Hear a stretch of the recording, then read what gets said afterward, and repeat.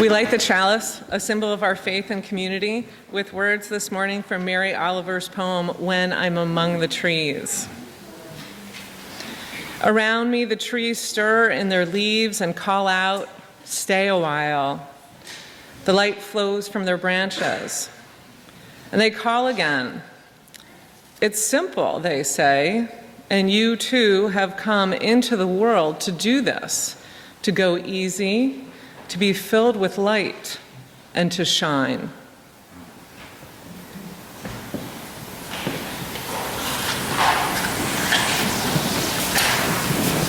Our reading this morning is from the poet John O'Donohue. I bless the night that nourished my heart to set the ghosts of longing free into the flow and figure of dream that went to harvest from the dark bread for the hunger that no one sees. All that is eternal in me welcomes the wonder of this day. The field of brightness it creates, offering time for each thing to arise and illuminate. I place on the altar of dawn the quiet loyalty of breath, the tent of thought where I shelter, waves of desire I am sure to, and all beauty drawn to the eye. May my mind come alive today to the invisible geography that invites me to new frontiers, to break the dead shell of yesterdays, to risk being disturbed and changed. May I have the courage today to live the life that I would love, to postpone my dream no longer, but to do at last what I came here for and waste my heart on fear no more.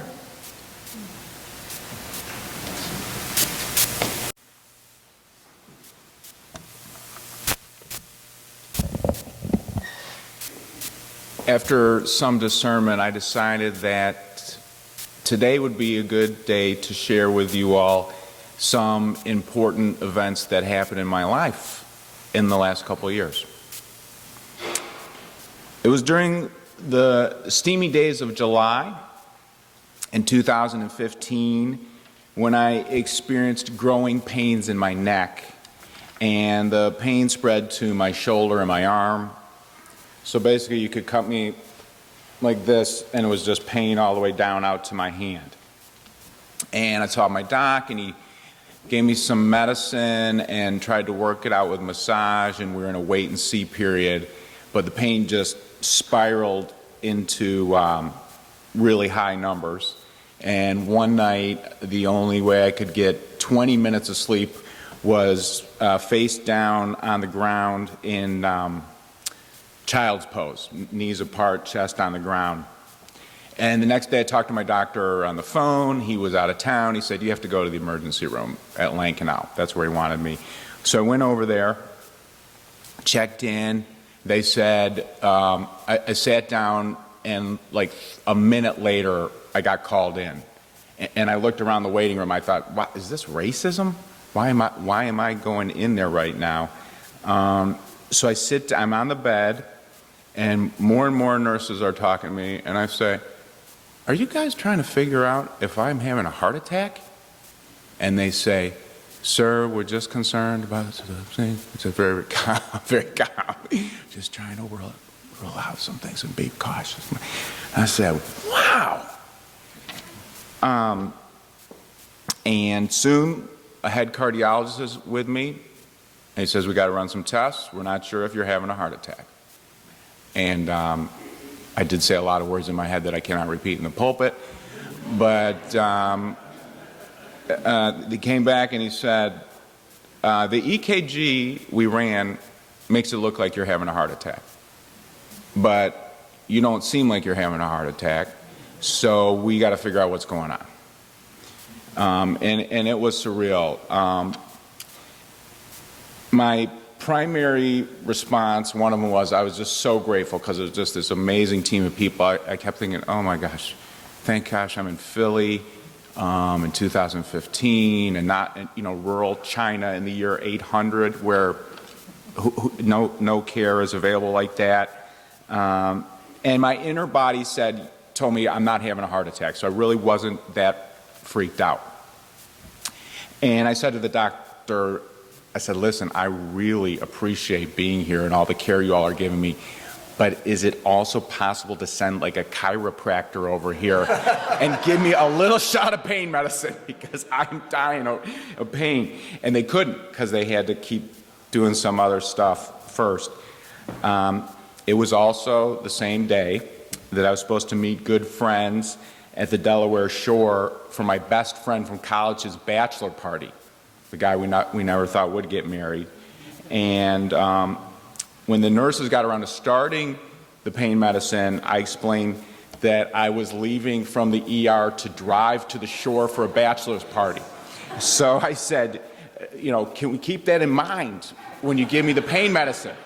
And they said, oh, you know, after we give you this narcotic, you can't drive for the rest of it. I said, well, is it possible that you have something different for people who are driving to bachelor's parties from the ER? And they said, yes, we set me up with something that allowed me to drive. And I drove off to Patrick's bachelor's thing with a horse collar and had to go to the CVS in Lewis and show them like 8 pieces of paper because it was an opioid that I was getting then. So follow-up tests are done, and I can't remember how long it was. I don't know how long it was till next week. But the cardiologist in Lincoln, I would go in to sit down with him, and he says, you have hypertrophic cardiomyopathy. I say, what is that? And it's a condition which makes a portion of the heart walls thicken and reduces the heart's capacity for pumping blood. And it is a common cause of sudden cardiac death. And I said, well, you know, I have 2 little kids, I cannot die. You know, everybody else will be fine, but I got 2 little boys. And so the doctor did not know right away how advanced my condition was. And Kristen and I spent the next 10 days at least not knowing if I was at high risk for a fast death. And my life flashed before my eyes. Like, that's the best way I can describe those 10 days. It was not about a bucket list, although I did clarify my bucket. You know, I want to go to the North Pole. I want to go to the French Open. I'd love to see Rafa at the French Open. But that wasn't what it was about. It was first about focusing on unfinished business. Did I have, you know, regrets? Did I have people I had to tell I love them? Did I have to make amends to anybody? Put some things in place with Kristen and my parents for, you know, taking care of the boys and Kristen. But really, that stuff, a lot of that stuff was in place, is in place. And I did some very fast, the sorting process was of what were the important memories and experiences of my life. What was my life? And what was not there? It was deep. It is deep. Unitarian Universalist minister Forrest Church said that religion is our human response to the dual reality of being alive and having to die. Knowing that we must die, we question what life means. Where did I come from? Who am I? What is my life's purpose? In the ministry, I've been privileged to accompany people on their journeys towards death in ways that have enriched my life beyond words. And for a long time, I was uncomfortable thinking about my own dying. And I've always been blessed. I'm clear. I do not worry about what will happen after death. Zero. I don't worry about that at all. It's just I do not in any way want to give up this precious thing called life. I just do not want to give it up. Surrender? No. Many of us come to church because we need help in learning how to live our lives the best we can as we prepare for death, life, and love.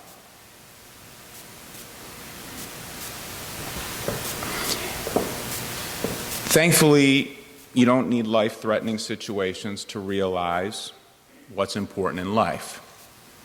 Life flashes before our eyes all the time. Brand new babies come in. That's often a time when the importance of life flashes into our eyes and our hearts. In her novel, Gilead, Marilyn Robinson portrays an elderly Iowa Congregationalist minister writing a lengthy letter to his son, sharing some things he never took the time to say. The father writes, "Now that I'm about to leave this world, I realize there is nothing more astonishing than a human face. It has something to do with incarnation. You feel your obligation to a child when you hold it. Any face is a claim on you because you can't help but understand the singularity of it, the courage, and the loneliness of it. I consider that to be one kind of vision as mystical as any."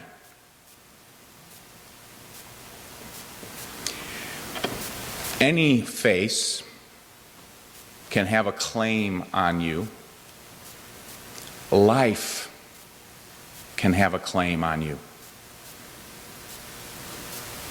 Whenever or however experiences take claims on our hearts and impress on our souls the tremendous value of the life we too often take for granted, we better take advantage. After my life flashed before my eyes, I was deeply moved. I had a lot of days of crying when I realized that I really didn't want to change anything of significance. Chris and I talked about traveling a little bit more. It was cool. The docs told me that I'm okay. They said, "You're really lucky we caught this early. I feel like I have a great cardiologist here. I happen to have an amazing cardiologist friend in Atlanta, so I have two docs. My heart walls are not that thick. I don't need surgery or meds or a pacemaker, but they're all there. My friend in Atlanta says she thinks I'm going to die at 93 of something else." I said, "Good." So I've made some adjustments. I pick up the tennis racket more. I meditate more often. I try to focus less on being right and more on being a part of loving kindness, regardless of what's going on. Better to be kind than to be right. And I got this blessing of putting things into focus. Bam. And we know death is not required to put what is important into focus. The power of life can put what is important into focus. We know. In focus, the reality is life is not a given, it's a gift, which can be taken away. When tough things happen, quite often it's less important to ask why this is happening. Whenever we can, a more helpful meditation is on how much a miracle it is that we receive the gift of life at all. Just remember, from the Big Bang of the universe, the odds were against us. From this planet spending billions of years as molten liquid rock and then cooling up enough for cells with life to develop in the waters. Then those cells of primordial sludge coming onto the land and evolving through amazing forms of animals, eventually into human beings. Amazing. The The odds were always against us being here, against you being here, against me being here. For each of us going back through the ages to the point where each pair of ancestors mated at the exact right time in order to reproduce with the proper person to produce the next, all the way down the line to the miracle that is you. Awe-inspiring. That is, why don't we ask that more? Why did that, how, why?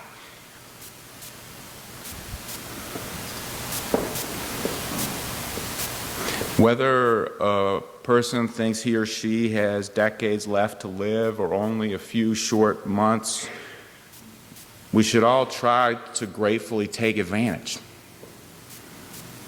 For many of us, this comes along the lines of love life, love others, love yourself with all your might, as if any day might be your last. It's a great motto, but so many times I'm too busy to remember my own name. I got too much stress. I can't focus on that.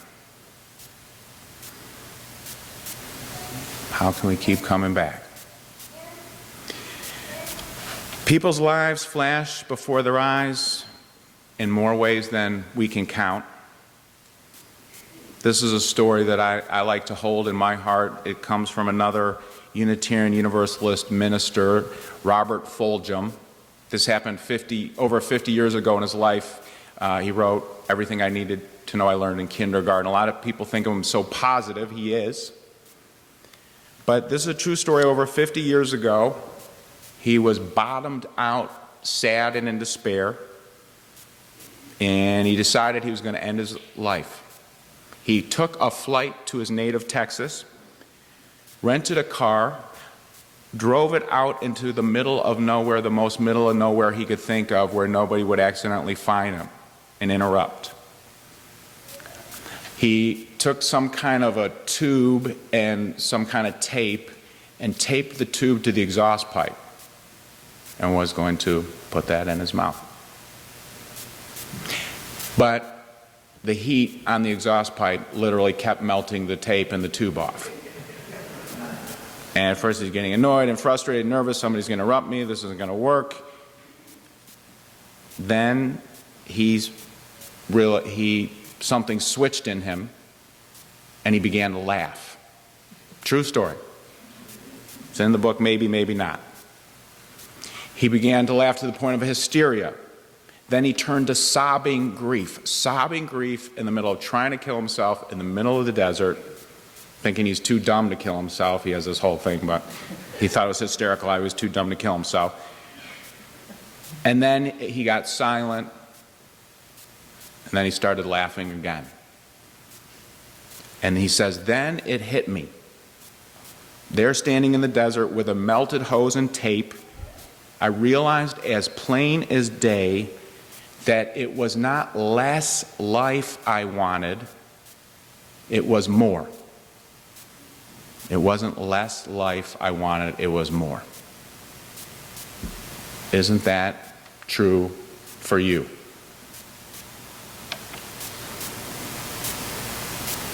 It's true for me. Accidents, unforeseen events can snatch life at any time. The reality is, daunting fact as this is, we have no idea who's the next person in this room who will die. Religion helps us to deal with living and dying. It's good.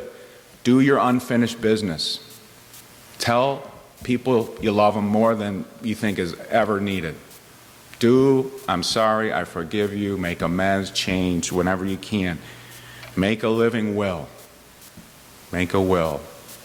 Make plans. Tell me what music you want at your memorial service.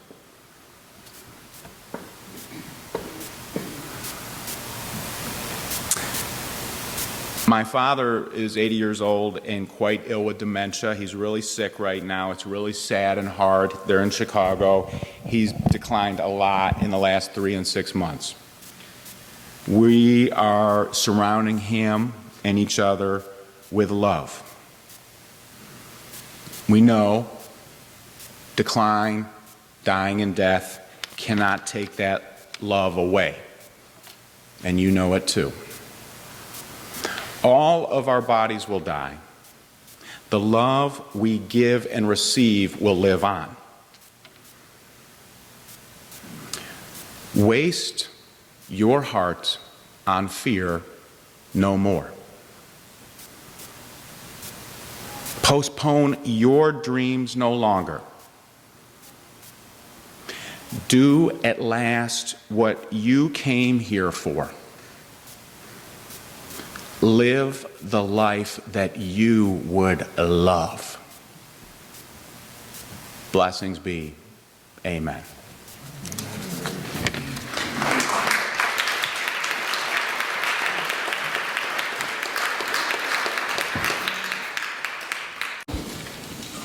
Love came at dawn when hope's wings fanned the air and murmured, I am life.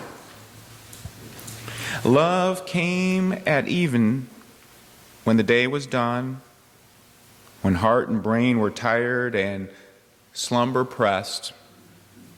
Love came at even, shout out the sinking sun, and whispered, I am rest.